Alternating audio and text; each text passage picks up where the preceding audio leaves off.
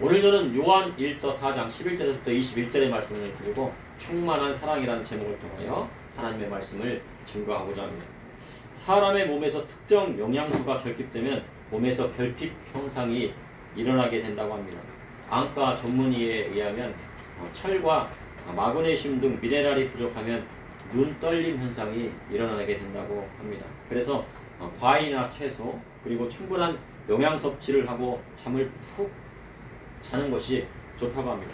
그런데 우리 몸에는 과다하게 섭취하면 좋지 않은 것도 있습니다. 특히 단순당을 많이 섭취하게 되면 혈당이 오르게 되고 당뇨나 고지혈증을 유발할 수도 있게 된다고 합니다. 단순당은 복합당보다 몸에 빨리 흡수되어 혈당을 오르게 하고 당 섭취가 일정 수준 이상이 되면 포만감이 느껴지지 않아서 계속 당을 섭취해도 부족함을 느낍니다. 그러니 계속 이 당을 찾게 된다고 합니다. 그래서 어린이의 과도한 설탕 섭취는 영양 결핍으로 이어질 수 있다고 합니다. 우리 몸에 영양소와 같이 꼭 필요한 영양소가 있는가 하면 과다 섭취하면 도리어 부작용이 나는 영양소도 있습니다. 사랑도 마찬가지입니다. 사랑이란 사람이나 존재에 대하여 매우 아끼고 귀하게 생각하는 마음을 바로 사랑이라고 했습니다. 그래서 사랑은 아주 특별하면서 우리에게 소중한 것입니다. 이 사회에 사랑이 가득할수록 세상은 아름다워지고 세상은 더 풍요로워진다고 합니다. 먼저 하나님을 사랑하고 내 이웃을 내 자신과 같이 사랑하면 이 사회는 올바른 사회로 변화합니다. 그리고 부모님을 사랑하고 남편이 아내를 사랑하고 자식을 사랑하고 형제를 사랑하면 어떤 어려움도 이겨낼 수 있습니다. 그런데 세상에는 사랑하지 말아야 할 것이 있습니다. 사랑하라고 하셨는데 또 사랑하지 말라고 한 것도 있습니다. 디모데전서 6장 10절에 보면 돈을 사랑하는 것이 일만 악의 뿌리가 된다고 성경은 기록하고 있습니다. 돈을 많이 벌고 모으면 좋을 것 같지만 일정 금액 이상을 모으게 되면 그 만족은 줄어든다고 합니다. 그래서 한계 효용 체감의 법칙이라는 법칙이 있습니다. 한계 효용 체감의 법칙은 고생이 주장한 법칙인데 이는 재화가 증가하면 증가하여 일정량 이상이 되게 되면 그에 대한 만족도가 줄어든다는 것입니다. 비빔밥이 맛있어가지고 비빔밥 한 그릇을 막 먹었습니다. 먹고 난 다음에 그리고 또 다시 비빔밥을 먹었습니다. 그러면 그에 대한 만족도는 줄어들게 되습니다. 근데 또 세 번째로 또 비빔밥을 먹었습니다. 이제 그럼 비빔밥 먹기도 싫습니다. 아무리 맛있는 것이라도 한 번 먹을 때는 맛있지만 삼겹살을 오늘 먹었는데 또 내일도 삼겹살 먹고 내일 모레도 삼겹살을 먹으면 그에 대한 만족도가 줄어든다고 하는 것입니다. 어떤 맛있는 음식이라도 계속 먹게 되면 그에 대한 만족도는 줄어들겠습니다. 그것을 바로 한계 효용 체감의 법칙인데 돈도 마찬가지라는 것입니다. 부자가 되려면 먼저 돈을 사랑하라 하지만 돈을 사랑하고 모으고 또 모으면 만족도가 높아질 것 같지만 그렇지 못하다는 것입니다. 그래서 사람의 욕망은 아무리 채우고 채워도 채울 수 없는 밑빠진 항아리와도 같다고 말합니다. 그러나 사랑으로 자신의 것을 어려운 이웃과 나누면 기쁨은 두 배가 되고 그 안에 사랑이 넘쳐나게 되고 만족감이 높아지게 되는 것입니다. 오늘 본문을 보니 사도 요한이 사랑이 우리 안에 온전히 이루는 것에 대해 말씀하고 있습니다. 이는 예수님을 우리 안에 모셔드릴 때 사랑이 온전히 이루게 될 것을 말씀하고 있습니다. 이를 통해 이 시대를 살아가는 저와 우리 성도님에게 하시는 하나님의 말씀은 무엇인지 여러분과 함께 은혜를 나누고자 합니다. 첫째, 충만한 사랑은 주 안에서 우리가 서로 사랑할 때 이루어집니다. 요한일서 4장 11절에 사랑하는 자들아 하나님이 이같이 우리를 사랑하셨은즉 우리도 서로 사랑하는 것이 마땅하리라. 하나님이 우리를 사랑하사 독생자를 세상에 보내신 것은 우리를 살리시기 위한 것입니다. 예수님께서 십자가의 화목제물이 되셔서 하나님과 사람의 막힌 담을 허셨습니다. 성소와 지성소 사이에 있던 장막이 위에서 아래로 찢어져 예수 그리스도의 십자가의 보혈의 피로 담대히 하나님 앞에 나아갈 수 있게 된 것입니다. 죄로 죽을 수밖에 없는 우리를 그리스도께서 우리를 살리셨습니다. 요한일서 4장 12절에 어느 때나 하나님을 본 사람이 없으되 만일 우리가 서로 사랑하면 하나님이 우리 안에 거하시고 그의 사랑이 우리 안에 온전히 이루어지느니라. 어느 때나 하나님을 본 사람이 없다고 사도 요한은 말씀하고 있습니다. 거룩하신 하나님을 본 사람은 이 세상에 단 하나도 없습니다. 하나님은 온 우주 만물에 충만한 분이시기 때문에 그리고 하나님은 영이시기 때문입니다. 우리의 눈에 보이지 않습니다. 그리고 하나님 앞에 사람이 서게 되면 거룩하신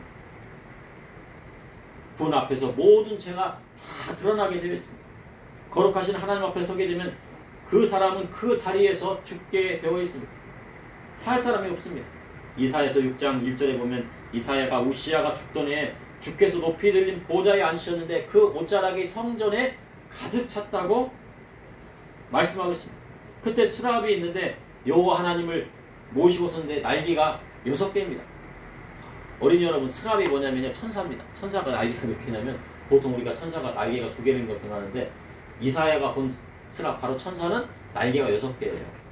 그런데 두 날개는 6개 중에 두 날개는 자기 얼굴을 가리고 두 날개는 발을 가리고 두 날개는 뭘 했겠어요? 날라다녔어요. 천사. 그런 천사를 보게 된 것입니다. 그리고 그 천사들이 거룩하다 거룩하다 만군의 여호와여 그의 영광이 온 땅에 충만하다. 하나님께서 보좌에 앉으셨으니 그 스랍들 바로 천사들이요 여호와 하나님을 찬양한 것이에요.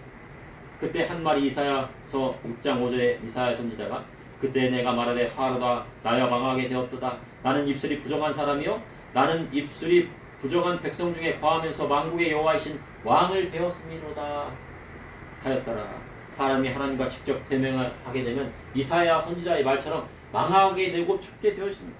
이사야는 자신을 입술이 부정하고 부정한 입술을 가진 백성 가운데 거주하고 있다고 고백하고 있습니다. 그때 수락 중 하나가 천사가 하나가 부젓가락으로 그래요. 제단에서 숯불 하나를 다 가져갔고요. 어떻게 해요? 이사야의 입을요 꽉 찢어버립니다. 그때 그 이사야 가운데 있었던 뭐가 사라졌어요? 악이 사라지고요. 악이 제하여지고 사라졌다고 기록하고 있어요. 그러니까 이사야가 어찌 보면 불평불만 했을지도 몰라요. 하나님 앞에 불평불만하고 왜 이렇게 입술이 부정한 백성 가운데 내가 거주해야 되고 왜 내가 이런 백성 가운데 하나님을 믿고 신앙생활합니까? 원망했을지도 몰라요. 그때 천사가 어떻게 했다고? 부젓가락에다가 제단에 숯불 하나를 딱 대다가 입술을 다 지져버리고 그랬더니 악이 제하되고 사라졌다고 기록하고 있습니다. 요한계시록 1장에는 사도 요한은 심판에 들어오시는 하나님을 배웠습니다. 촛대 사이에 인자 같은 이가 발에 끌리는 옷을 입고 가슴에 금띠를 띠고 그의 머리와 털의 희가 흰 양털 같고 눈 같으며 그의 눈은 불꽃 같고 그의 발은 풀무불에 달린 주석 같고 그의 음성은 맑은 물소리와 같다고 기록하고 있습니다. 그 사도 요한이 보긴 보았는데요 그것을 표현을 못합니다. 그런데 사도 요한이 볼 때 어떻게 되었습니까? 그의 발이 엎드려져 죽은 자 같이 되었다고 성경을 기록하고 있습니다. 하나님을 본 사람마다 어떻게 된다고요? 망하게 되고 죽게 되는 거예요. 하나님을 보게 되면 죽는 것입니다. 그런데 오늘 성경에 보니 어느 때나 하나님을 본 사람이 없다고 합니다. 어느 때는 영어로 anytime입니다. anytime은 언제든지라는 뜻이에요. 어린이 여러분, anytime이 뭐라고요? 언제든지 항상 하나님을 본 사람이 없다고 사도 요한은 말씀하고 있습니다. 그런데 모세와 같이 하나님과 대면한 사람이 있지만 항상 그런 것은 아니에요. 모세가 시내산에서 40주 40야를 거기 있으면서 떡을 먹지도 않고 하나님과 대면하여 언약의 말씀 바로 십계명을 기록해 여호와께서 십계명을 기록해 주셨습니다. 여호와 하나님을 만나고 오는 날에는요 그의 얼굴에 뭐가 있습니까? 광채가 막 그런데 백성들에게 막 그 하나님 말씀을 딱 전하고 뭘로 가렸대요? 수건으로 가렸습니다. 그 수건인데 큰 보자기 같은 거예요. 중동 지방의 수건은 아주 큰 보자기로 이렇게 막 쓰고 막 그러거든요. 그걸 딱 가렸어요. 모세는 시내산에 8번 올랐는데 8번째 올랐을 때 모세의 얼굴에 광채가 났다고 성경을 기록하고 있습니다. 이와 같이 모세는 하나님과 대면하고도 죽지 않았습니다.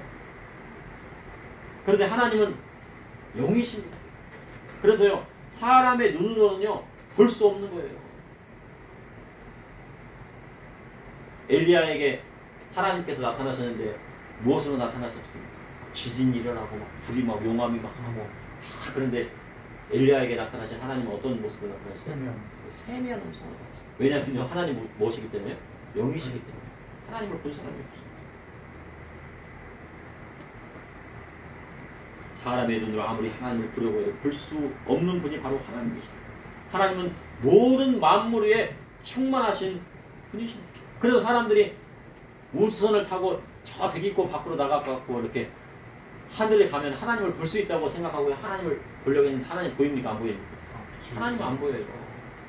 왜냐하면 하나님이 영이시기 때문에 안 보여요. 그런데 사도 요한은 우리 안에 하나님을 모셔드리고 볼 수 있는 방법이 있다고 말씀하고 있습니다. 그것은 바로 우리가 서로 사랑하는 것입니다. 우리가 서로 사랑할 때 우리 안에 누구를 모셔드려요? 하나님을 모셔드리고 예수님을 모셔드리고 성령님을 모셔지게 되는 거예요. 우리가 예수님을 보려면 어떻게 됩니까? 서로 사랑하면 예수님을 볼 수 있다. 사랑하는 부모님이 돌아가시면 이 세상에서 다시는 부모님을 볼 수가 없습니다. 이는 그 영혼이 이 세상에서 떠났기 때문이에요. 그런데 부모님의 자녀들이 형제 자매가 한 집에 다 모여서 서로 사랑합니다. 그분의 사랑에 대해서 이야기하면요, 우리 마음 가운데 뭐가 있습니까? 부모님의 사랑이 우리 마음 가운데 있는 거예요. 우리가 부모님을 볼 수 없지만 우리 마음에서는 누구를 보고 있어요? 돌아가신 부모님을 볼 수 있다는 거예요. 우리 아버지는 동태찌개 끓이시면 머리를 좋아하시지. 대가리라고 그러는데 동태 대가리를 좋아하시나. 그런 이야기를 합니다. 왜 대가리를 좋아하시죠? 국물이 많이 나니까. 그게 아니고 몸통은 자식들한테 다 주고 명태 머리를 드시는 거예요. 살은 다 자식들에게 주고. 그 마음을 생각하면 부모님의 사랑이 우리 마음 가운데 있다는 거예요.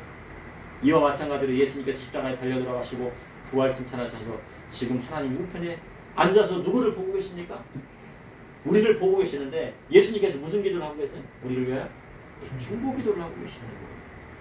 그래서 예수님을 보려고 해도 볼 수가 없어요. 믿음의 성도로 천국 가지 않고는 그분을 볼 수가 없습니다. 이 세상에 있는 화가들이요, 그린 성화가요 정말 많이 있지만 그 유명한 화가 중에 아는 분이 누가 있습니까? 미켈란젤로라든가 그런 화가들 있잖아요. 그림 성화를 막 그렸잖아요. 정말 아름답게. 근데 그분이 진짜 예수님을 보고 그 성화를 그렸는지 아니면 상상 가운데 그렸는지 알 수가 없단 말이에요. 그잖아요, 그죠? 그러니 예수님을 정말 본 사람들은 그 당시 2000년 정도 당시 예수님의 모습을 본 제자들과 500의 형제들과 그리고 그때 오병이의 기적을 참여했던 많은 사람들이었을 것입니다. 그러니 우리가 예수님의 그 형상, 얼굴, 성화가 어떻게 됐는지 잘 모른단 말이죠.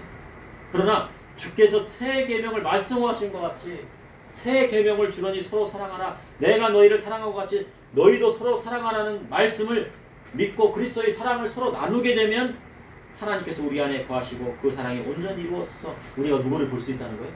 하나님을 볼 수가 있어요. 예수님을 볼 수가 있다는 것입니다. 둘째, 충만한 사랑은 성령으로 충만할 때이고죠. 그의 성령을 우리에게 주심으로 우리가 그 안에 거하고 그가 우리 안에 거하시는 줄 아느니라. 이곳의 성령은 헬라어로 해요 푸니마입니다. 푸니마라는 헬라어예요. 믿음의 성도를 구원하시기 위해 부활 승천하신 예수님께서 아버지께 성령을 받아서 우리에게 보혜사 성령님을 보내주셨어요. 파라클라토스라는. 그래서 성령을 통하여 믿음의 성도를 세상 끝날까지 함께 해주시고 성령께서 우리를 보살펴 주시고 어디를 가든지 간에 함께 하시고 우리가 잘못된 길로 가면 말할 수 없는 탄식을 어떻게 해요? 기도해 주시고 바로 성령님이세요. 그 성령을 무슨 영이라고 하나요? 하나님의 영, 예수님의 영. 성령이 우리 안에 거하시면 우리가 언제든지 하나님이 우리 안에 거하시는 것과 같은 것입니다. 예수의 영에 충만한 것이 바로 성령으로 충만한 것입니다. 요한일서 4장 14절에 아버지가 아들을 세상에 구주로 보내신 것을 우리가 보았고 또 충만하노니 사도 요한은 12제자의 한 사람으로 예수님과 공생에 3년 반을 함께하였고 십자가 밑에서 예수님께서 못 박히시는 거 보았고 그리고 예수님께서 말씀하시는 그 십자가상에 그 말씀들을 다 들었고 마지막 노마 병정이 예수님의 옆구리를 딱 찌를 때 물과 피가 다 솟는 것을 누가 보았어요? 사도 요한이 직접 보았다는 거죠. 그리고 주님의 부활의 직접적인 목격자의 한 사람이었습니다. 그래서 사도 요한 자신이 직접 본 것을 증언한다고 말씀하고 있습니다. 그리고 깨달은 것을 또 말씀하고 있습니다. 그것은 예수님께서 하나님의 아들이시라는 것입니다.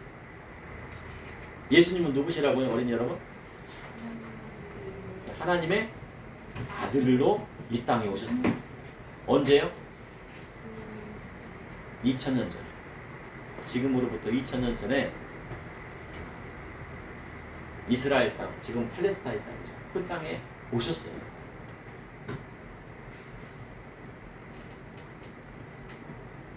(15절에) 보면 누구든지 예수를 하나님의 아들이라 시인하면 하나님이 그의 안에 거하시고 그도 하나님 안에 거하느니라. 누구든지 예수를 하나님의 아들이라 시인하면 하나님이 그의 안에 거하신다고 말씀하고 계십니다. 베드로는 주는 그리스도시요 살아계신 하나님의 아들이니이다 하고 고백했습니다. 이 고백이 있어야 믿음의 백성이며 믿음의 반석 위에 서 있는 것입니다. 예수님을 좋은 분으로만 알아서는 구원이 없습니다. 예수님이 구원자이고 하나님의 아들로 이 땅에 오셨음을 시인하는 자마다 그리고 믿는 자마다 구원에 이르게 되는 것입니다. 예수님을 하나님의 아들로 시인할 때 하나님께서 우리 안에 거하시고 우리 가운데 구원이 임하게 되는 것입니다. 요한일서 4장 16절에 하나님이 우리를 사랑하시는 사랑을 우리가 알고 믿었노니 하나님은 사랑이시라. 사랑 안에 거하는 자는 하나님 안에 거하고 하나님도 그의 안에 거하시느니라. 하나님이 우리를 사랑하셨는데 그 사랑은 어떤 사랑입니까? 독생자를 세상에 보내시고 예수 그리스도를 통하여 십자가에서 화목제물이 제물이 되게 하셔서 그를 믿는 자마다 구원하여 주시는 사랑을 말씀하시는 것입니다. 하나님께서 독생자 예수 그리스도의 십자가에 내어주실 만큼 사랑하셨습니다. 하나님께서요 그의 아들 예수님을요 십자가에 내어줄 만큼 사랑한 거예요. 그러니 얼마나 우리를 사랑하여 주신 것입니다. 그래서 하나님은 무엇입니까? 사랑입니다. 그 사랑 안에 거하는 자는 하나님 안에 거하고 하나님도 그의 안에 거하는 것입니다. 셋째, 충만한 사랑은 다시 오실 주님을 기다리는 신앙입니다. 요한일서 4장 17절에 이로써 사랑이 우리에게 온전히 이루어진 것은 우리로 심판날의 담대함을 가지게 하려 함이니 주께서 그러하신 것 같이 우리도 이 세상에서 그러하니라. 하나님의 사랑이 우리에게 온전히 이루어진 것은 우리로 심판날의 담대함을 가지게 하려 한 것입니다. 우리는요 말세를 살아가고 있습니다. 세상 사람도 이 시대가 말세인 것을 알고 있어요. 아 정말 말세다 말세. 그럼 말세라는 말을 많이 모릅니다. 세상 사람도 이 시대가 말세로 가고 있다는 것을 알고 있습니다. 세계 곳곳에서요 군비 경쟁을 하고 핵을 만들고 곳곳에서 전쟁을 일으키고 있습니다. 그래서요 공산 진영에서는 보통 북한도 핵을 만들고 있고 이란도 핵을 만들고 있고 파키스탄, 중국, 러시아, 핵을 다 갖고 있어요. 그리고 전 세계적으로 이제 핵을 더 많이 만들 것입니다. 그리고 최근 푸틴하고 누구하고 만났습니까? 김정은하고 만나갖고요 악수하고 뭐를 해달라고 했대요? 파병이라는 얘기가 지금 나오고 있어요. 그러니까 북한에 있는 군인들을 아니면 그 러시아에 있는 그 한 5만여 명 되는 골목공들을요 군인으로 파병하려는 거예요. 그러니까 우리나라가 이제 옛날에 70년대 베트남 전쟁에 파병이 되어서 거기서 달러를 많이 가져와가지고 경제 발전을 일으켰잖아요. 그러니까 김정은이 그 생각을 하고 있는 거예요. 근데 우리는 또 가만히 보고 있을 수가 있습니까? 그걸 보고 파병을 한다면요. 그럼 러시아에서는 이제 또 북한을 막 뒷배가 되어가지고 밀어줄 텐데요. 푸틴하고요 북한하고 손을 잡으니까 누가 제일 싫어요? 예? 중국이 제일 싫어합니다. 원래요 중국하고요 러시아는 원수지간이에요. 예. 중국이 러시아가 쳐들어올까 무서워하거든요. 근데 지금 북한이 누구의 손을 잡고 있었어요? 중국 손 시진핑을 손을 잡고 있었는데 갑자기 누구 손을 잡은 거예요? 이 푸틴을 손을 잡고 있는 거예요. 그러니까 야 이거 안 되겠다. 근데 푸틴이요 북한을 정말 좋아서 손잡은 겁니까? 아니면 우크라이나 전쟁 때문에 손잡은 겁니까? 전쟁 끝나면 어떻게 되겠어요? 네? 네. 좀 관계는 좀 한 10년 정도 지속되겠지만 어찌 될지 모르는 거예요. 그러니까 지금 우리나라도 야 푸틴하고 손잡는다고 어떻게 될지 모르는 거예요. 그러니까 우리나라도 우크라이나에 너희들 잘못하면은 우크라이나에다 뭐를 하겠다고요? 포탄 400만 발을 그냥 지원해주고 우리나라에 안 쓴 무기를 다 지원해준다고 그러면 이제 전쟁의 판도가 바뀌는 거예요. 그러니까 러시아에서는 북한하고 손잡는 것보다는 우리나라하고 손잡는 게 더 좋거든요. 우리나라에서는 뭐 경제 발전이라든가 여러 가지나 뭐 자동차라든가 뭐 이런 것들이 되거든요. 근데 지금 아쉬우니까 누가 손을 붙잡았어요? 북한은. 세계가 지금 어떻게 될지 모르는 거예요. 북한이 정말 파병을 한다게 된다면요 어떻게 될지도 모르는 겁니다. 지금 세계가 전쟁으로 휩싸여가고 어떻게 될지 모르고 또 그리고 미국에서는 또 바이든과 트럼프가 토론을 했는데 바이든이 이상한 말을 하고 막 그냥 그래가지고 지금 난리가 났습니다. 그래서 좀 세계가 어떻게 될지 모릅니다. 그래서 아무튼 말세를 살아가고 있다는 겁니다. 어떻게 될지는 모르겠지만 앞으로 전쟁은 나라와 나라마다 민족과 민족끼리 얽히고 설켜 있습니다. 그래서 최후의 아마겟돈 전쟁에 이르게 될 것이에요. 무기토 평원에서요 2만만의 군대들이 막 모여갖고요 최후의 전쟁을 하게 될 것입니다. 그게 성경에 기록되어 있습니다. 그러나 믿음의 성도에게는 말세가 아닙니다. 믿음의 성도에게는 말세가 아니에요. 말세는 뭐예요? 세상에는 마지막에 오겠지만 주님이 오실 날이 가까이 오게 된다는 것이 바로 말세의 의미인 것입니다. 재림의 주님을 맞이하게 될 날이 멀지 않았다는 것입니다. 신랑 되신 예수님께서 우리를 맞아주시려 구름을 타고 다시 오시는 것입니다. 그러나 세상에는 전쟁과 기근과 싸움과 멸망이 오게 되어 있습니다. 신랑을 기다리는 신부는 다른 것보다 신랑을 사모하고 기다리고 사랑하는 마음만 있으면 되는 것입니다. 주님을 사랑하는 그 마음이 바로 신부가 준비해야 할 예복입니다. 신랑을 사랑하는 아내는요 누구의 말에 복종합니까? 신랑의 말에 복종합니다. 사도 바울은 아내들에게 자기 남편에게 복종하기를 죽게 하듯 하셨습니다. 이는 남편이 아내의 머리가 되고 그리스도께서 교회의 머리가 되시기 때문에 그리고 남편들에게 아내 사랑하기를 그리스도께서 교회를 사랑하시고 그 교회를 위하여 자신을 주신 것 같이 십자가에 달려 돌아가신 것 같이 사랑을 하셨습니다. 그러니 목숨 걸고 사랑하는 거 아내를 사랑하는 거.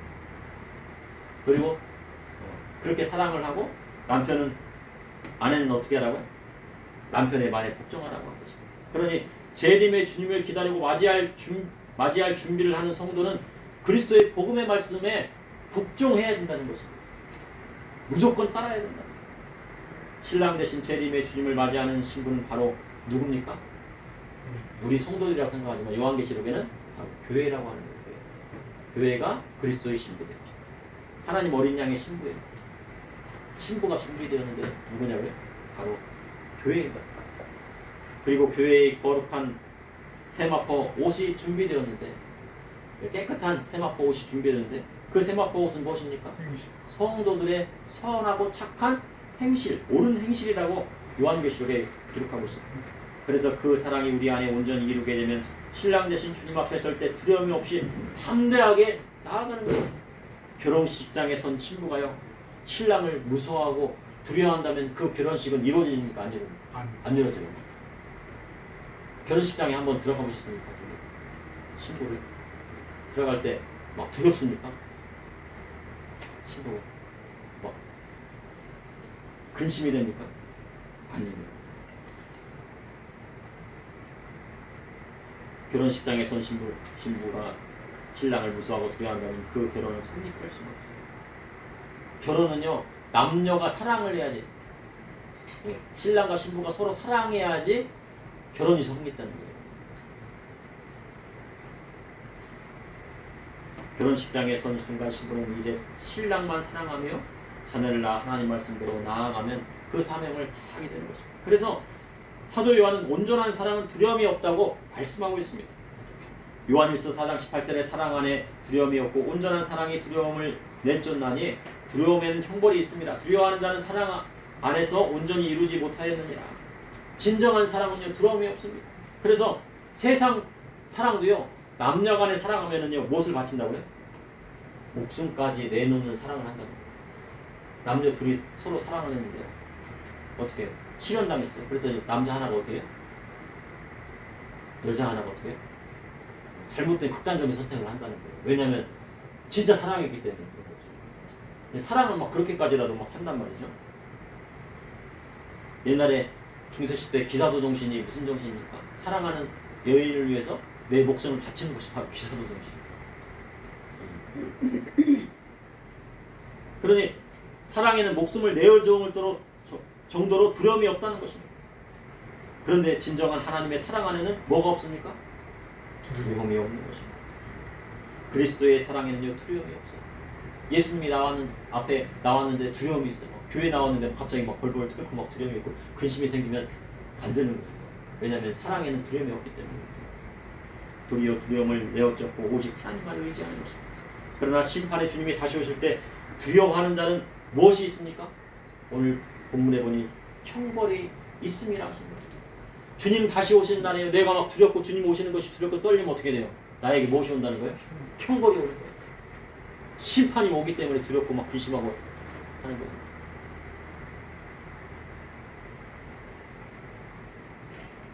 어린이가 저기 천장에다가 꿀단지가 있는데 엄마가 꿀 먹지 말라고 했는데 꿀을 막 그냥 먹다가 그냥 깨트려 버렸어요. 꿀단지를 깨트려 버렸고 엄마가 오면은요 혼나요. 뭐가 있어요? 두려움이 있잖아요. 두려움이 있어요.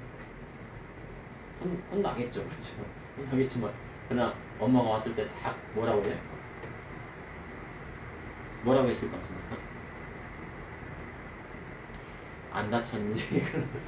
또 항아리 깨져갖고 유리 깨져가지고 너 안 다쳤니? 이거 뿔이 문제가 아니고 뿔이 떨어져갖고 어디 맞아갖고 다치거나 깨지거나 피나고 상처나면 어떻게 합니까? 그게 무슨 사랑이라고요? 하나님 사랑이고 예수님 사랑이고 그것이 사랑인 거예요.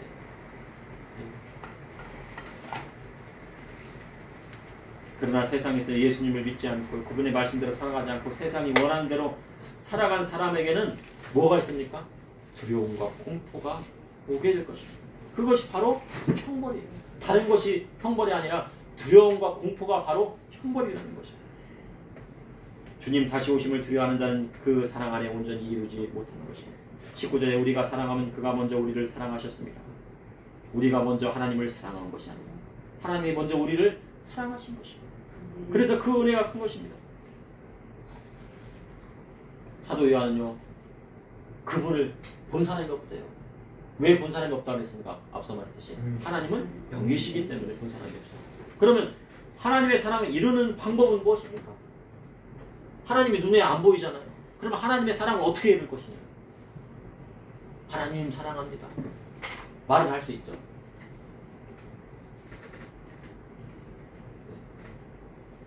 말로만 하지 말고 사도 요한은 뭐라고 했습니까? 요한일서 말로만 하지 말고 행함과 진실함으로 하라 그랬는데 하나님이 안 보이잖아요. 예수님이 안 보이잖아요. 성령님 보여달라고 해도 어떻게 보여줄 수가 없잖아요. 왜냐하면 영이시기 때문에. 그럼 하나님의 사랑을 이루는 방법은 무엇입니까? 눈에 보이는 형제를 사랑하는 것이 곧 하나님을 사랑하는 것이라고 사도 요한은 말씀하고 있습니다. 요한일서 4장 20절에 누구든지 하나님을 사랑하는 하고 그 형제를 미워하면 이는 거짓말하는 자니 보는 바 그 형제를 사랑하지 아니하는 자는 보지 못하는 바 하나님을 사랑할 수 없느니라. 하나님을 볼 수가 없잖아요. 하나님이 영이시기 때문에. 그런데 하나님을 그러니 보이는 형제를 사랑하지 않는 사람은 보이지 않는 하나님도 사랑하지 않는다는 것입니다. 누구든지 하나님을 사랑한다고 그 형제를 미워하면 이는 거짓말하는 자라 하셨습니다. 보는 바 형제를 사랑하지 않는데 어찌 보이지 않는 하나님을 사랑할 수 있겠습니까? 그러니 형제 사랑하지 않는 자는 하나님을 사랑하지 않는 자라 하신 것입니다. 다시 말해 하나님을 사랑하는 자가 형제를 사랑하는 것입니다. 그런데 이 계명에 대해 사도 요한은 누구에게 받았다고 합니까? 예수님께 받았다고 말씀합니다. 예수님께서 뭐라고 하십니까? 내가 너에게 분부한 모든 것을 가르쳐 지키게 하라. 그럼 분부한 모든 것은 무엇입니까? 분부한 모든 것. 바로 사복음서에 나오는 예수님의 말씀이에요. 그 말씀이 우리에게 그리스도의 복음의 말씀이고 사도 요한이 말씀하신 계명이고 또한 요한복음에 그대로 기록된 그 말씀이 바로 예수님께서 말씀하신 계명입니다.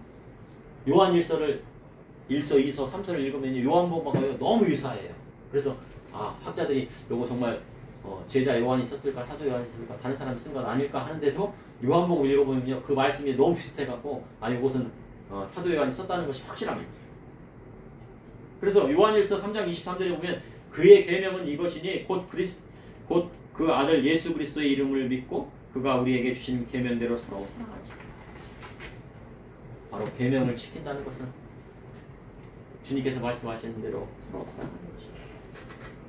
요한일서 4장 21절에 우리가 이 계명을 주께 받았으니 하나님을 사랑하는 자는 또한 그 형제를 사랑할지니라.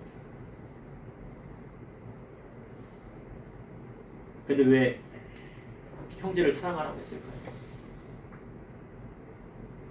왜냐면요 이 사도 요한 당시에요 요한 3서에 보면은 예수님을 정말 사랑하고 모든 재산을 다 내놓고 사도 요한과 같이 하나님 말씀을 증거하는 순회 전도자들이 있었거든요. 그 형제들을 어떻게 해요? 교회가 받지 않고요 도리어 내쫓았다는 거예요. 그 형제들.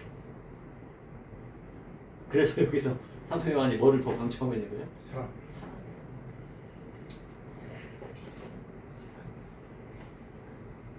그러므로 충만한 사랑은 주 안에서 우리가 서로 사랑할 때 이루어집니다. 그리고 충만한 사랑은 성령으로 충만할 때 이루어집니다. 또한 충만한 사랑은 다시 오실 주님을 기다리는 신앙이며 형제를 사랑하라 하신 계명의 말씀을 지키는 것입니다. 잠시 기도하시겠습니다. 사랑의 주님 오늘도 감사합니다. 주님 오늘 또한 사도 요한을 통하여서 요한 일서를 통하여 충만한 사랑을 배웠습니다. 세상에 주는 사랑이 아니라 오직 그리스도께서 우리에게 주신 십자가의 그 사랑만이 충만한 사랑임을 깨달았습니다. 그리고 그 아들을 이 땅에 보내신 하나님의 사랑이 큰 것을 알았습니다. 또한 아버지 하나님께서 성령을 주셔서 우리 주님을 통하여서 이 땅에 보혜사 파라클레토스 보혜사 성령을 보내주셨사오니 그 사랑이 큰 것을 깨달았습니다. 우리가 이 충만한 사랑을 받아 다시 오실 주님을 기다리는 신앙을 가지며 형제를 사랑하신 계명의 말씀을 지켜 나아갈 수 있도록 인도하여 주시고 우리 교회는 세상과 같이 아니라 가난한 복음 전도자와 또한 전도자들을 대접하고 나누어주고 선교사를 파송할 수 있는 그런 교회가 될 수 있도록 인도하여 주시옵소서. 아멘. 예수님의 이름으로